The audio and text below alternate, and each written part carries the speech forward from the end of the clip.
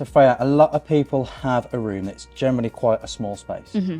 What's the best way to design a small space? What's the best way to make it feel bigger as well? Yeah, definitely. Well, there's many key components, and we always start. I always personally feel like when I'm planning a room is what do you start with? So we go from, I'd always recommend colour drenching is a massive thing that seems to be popular, definitely within 2024 trends and against all social media platforms. So that is just starting with a base to the wall. So instead of doing, you know, your skirting board and the coving completely different, completely just wash out the wall with the same colour, that elongates and elevates the room, so it appears that the space is already initially bigger.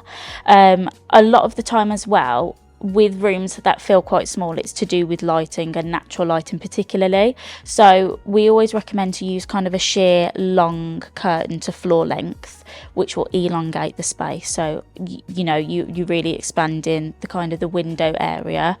Multiple textures is a massive one as well throughout the room. A lot of people do, you know, they struggle a lot here in terms of what do they introduce in terms of colours and textures. But I think even say the Yeti chairs that we're on currently, that definitely adds that more interest to the room where your eye falls first. Oversized art is a massive one. I think with any home that you walk into, if they've got something on the wall, it can add as a backdrop to any space, but also adds that kind of intellectual side of why do they have that, and that interest there just to expand the room slightly. Okay, so it's more about what's in the room than actually the room itself.